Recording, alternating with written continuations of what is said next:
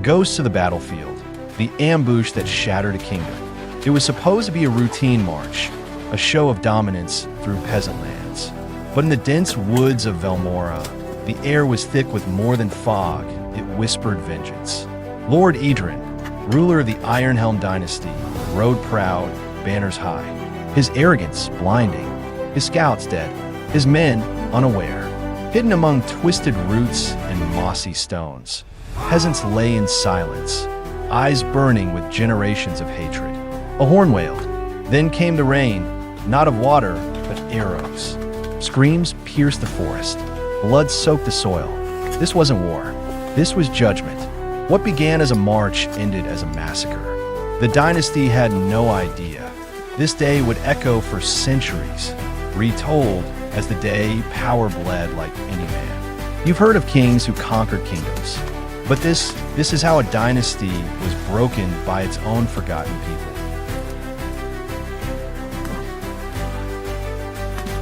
Lord Edran's court called it the Cleansing Ride, a tour to crush whispers of revolt. His soldiers strutted through villages, flaunting polished steel.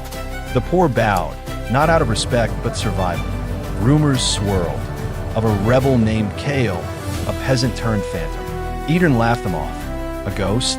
I kill ghosts before breakfast, he sneered. Despite warnings of missing patrols and empty villages, he marched onward, deeper into wild territory. His war council urged caution. Edran spat wine in their faces. I fear no worms with pitchforks. That night, in camp, his soldiers feasted and drank while shadows watched from the trees. Arrogance had a scent, and the rebels inhaled deeply. This wasn't just another noble flex. This was the moment pride wrote its own execution. The Ironhelm crest fluttered high, but below the trees, an invisible army waited. Years before the ambush, Cael was nothing, a nameless peasant harvesting grain for the Ironhelm tithe. Until one night, soldiers razed his village over unpaid taxes. His sister, barely 15, was dragged and burned alive. That night, Cael screamed until his voice broke. Then silence. From that silence, vengeance was born. He vanished into the woods, gathering others like him, widows, orphans, outlaws. They trained in secret, hunted like wolves. Cael became a myth, the Phantom of the Pines.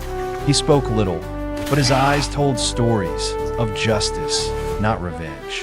One drop of royal blood, he told his rebels, is worth 1,000 years of peasant tears. As the Ironhelm marched blindly into the forest, Cael waited, every snare set, every blade sharpened. His war was not one of conquest. It was an execution scripted in mud and memory. At dawn, the Ironhelm column entered the Valley of Bones, a gorge lined with twisted oaks and forgotten graves. Suddenly, silence fell. Birds fled. Then, snap, a trap crushed a warhorse. Fire arrows burst from above, slicing the morning mist. Soldiers scrambled, blinded by smoke. From the trees, Cael's rebels poured down like a flood. They knew every route, every slope, every escape route, because they had once fled through them. Edran's elite, trained in open battle, now choked on forced warfare. Swords clashed against sides, pitchforks pierced armor. Noble blood sprayed the leaves. The Ironhelm standard-bearer fell, his banner trampled into mud. Edran roared, swinging wildly, but his horse bucked, panicked by flaming traps. He was no longer a ruler. He was prey, and the hunt had just begun. Lord Edran fought like a beast, but beasts bleed. His sword shattered. His guards fell one by one, until only he remained, limping, soaked in mud and his own blood.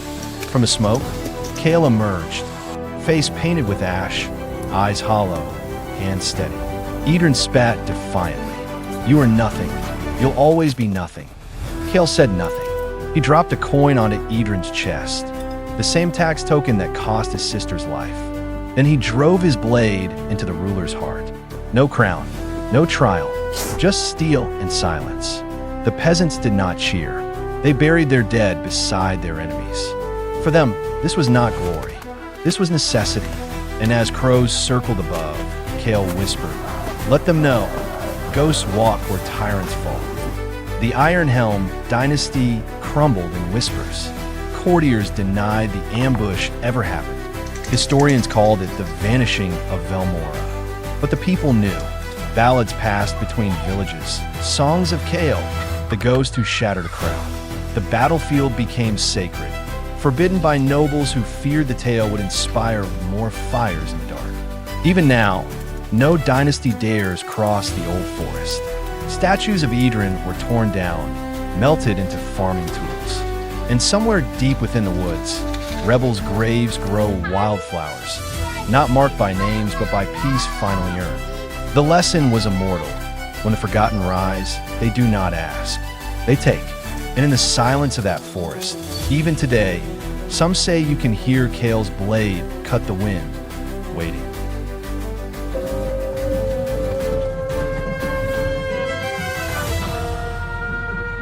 They called it rebellion. We call it reckoning. Ghosts of the Battlefield isn't just a tale. It's a warning to tyrants, a tribute to those erased by history. Power falls not when thrones tremble, but when silence becomes a weapon. Cael's name was never carved into stone, but was etched in fear, in freedom, and in every rebel heart that beats today. If you believe stories like this deserve to be heard, shared, not forgotten, hit that like button. Subscribe to Timeless Legend for more tales of uprising, vengeance, and the moments that changed everything. Comment below. Should history glorify kings, or the ghosts who dare to challenge them?